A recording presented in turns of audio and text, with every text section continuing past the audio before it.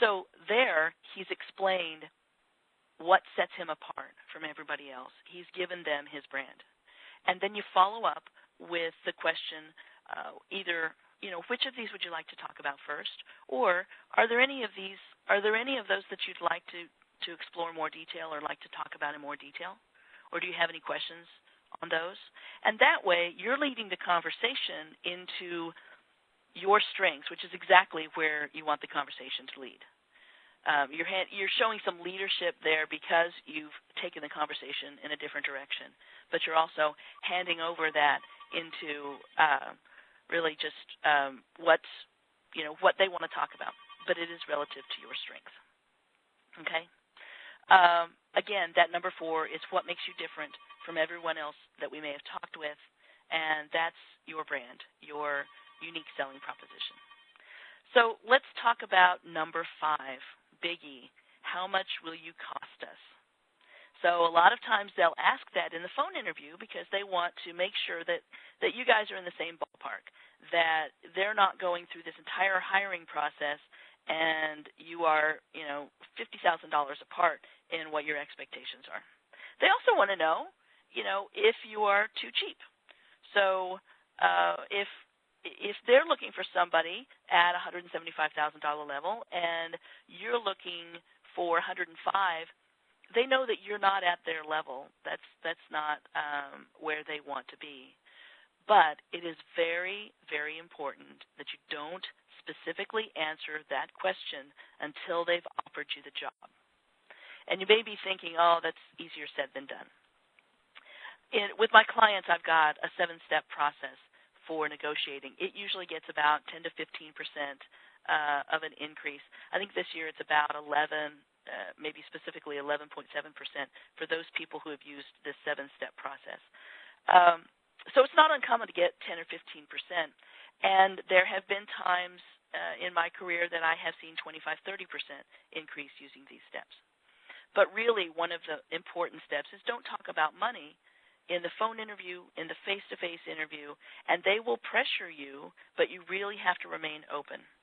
So how do you do that? I mean, there's several different ways that you can phrase it, but it's basically, I think the challenge is the most important thing to me right now, and I'm sure that we can come to an agreement on compensation if we both feel that I'm right for the position.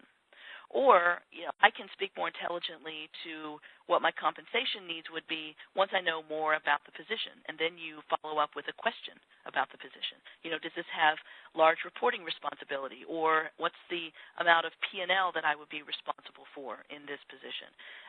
Because you don't base your compensation needs on how much it takes to pay the bills. One of the most important reasons for compensation is how much authority do you have, how much responsibility do you have, and how much difference can you make, because it's all about return on investment for the employer. How much am I investing in this person, and what kind of return am I going to get for this? They want to make sure that you're a safe bet to hire. They want to make sure that you can do this job quickly, you can get up to speed quickly, that you can really make a difference and impact on the bottom line, and that you'll pay for yourself very quickly. So they want to know how much. But if you leave it open in negotiating, then you're going to be much better along. You're going to have a lot more leverage when it comes to getting offered the job, because at that point, they know you're the person. They know you're the guy, you're the lady that they want, and it's just a matter of how much is it going to cost to get you. If they continue to pressure you, you can always bring it down to, well, what kind of range were you looking to pay for this? Because if you know anything about negotiating, the first person to mention a dollar amount loses. So, ask them what their range is, but don't stop the process if their range is 10 or 15, 20, even 25% below what your expectations are. Because if you leave it open and you say, I'm sure we can come to an agreement, or I don't feel comfortable talking about compensation right now, and I'd like to talk about that when I know more about the job, or if we both feel I'm a right fit and challenge is the most important thing to me and not the money, then you have a lot of leverage once they've offered you the job. Let me see what else I was going to say about that. I think that was pretty much it that I wanted to go over. They're going to ask you that in the phone interview, and they will probably ask you that in the face-to-face interview. They do want to they like to get that information out, but don't do it until they've offered you the position. So let's recap total, because these are the 5 questions. Why are you here? What can you do for us? Will you fit in here? What makes you different from everyone else that we may have talked with? And again, that's your brand, or bringing down to the 3 or 4 things that set you apart. And then also, how much will you cost us? So when you go into an interview, be prepared with this information, because they're going to ask you a lot of different questions on how to get to this information, but it boils down to these 5 questions. This is what employers want to know.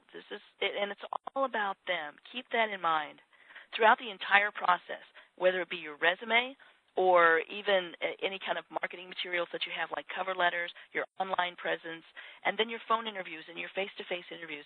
It's all about what you can do for them. It has to be them as an audience, because you are in a marketing campaign and you're marketing yourself.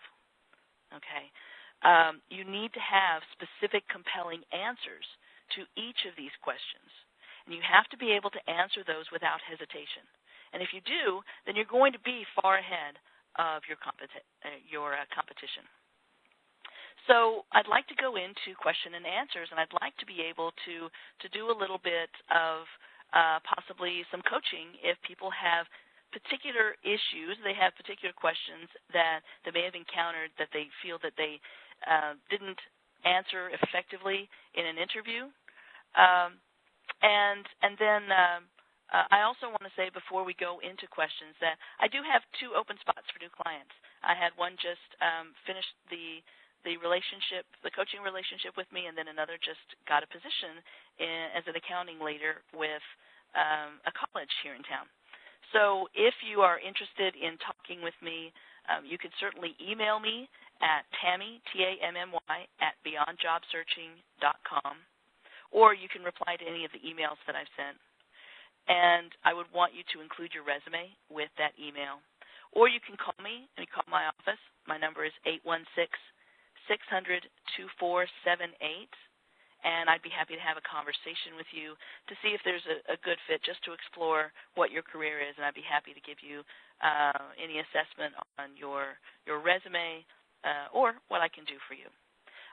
So let's go into question and answer session.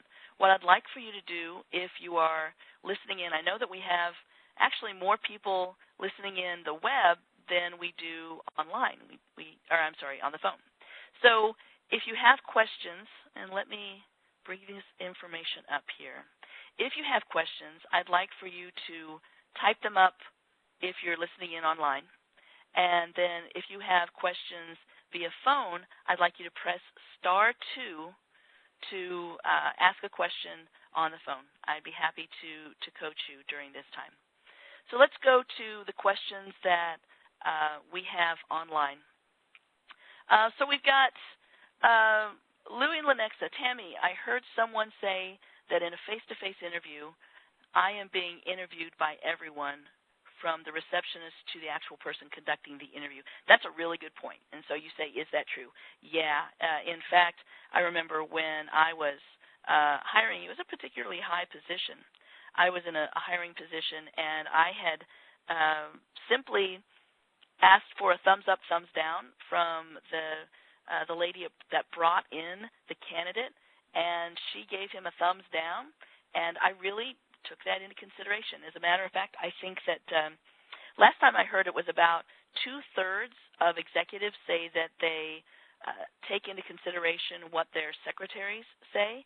So it is really important when you come in that you ask for the person's name that is bringing you to the hiring manager's office. It might be a receptionist, it might be a secretary, or it might be another manager that's bringing you in there. Find that person's name, give them the firm handshake, just like you would for the hiring manager. And then when you leave, make sure you seek out that person, if possible, and use their name and say, Jen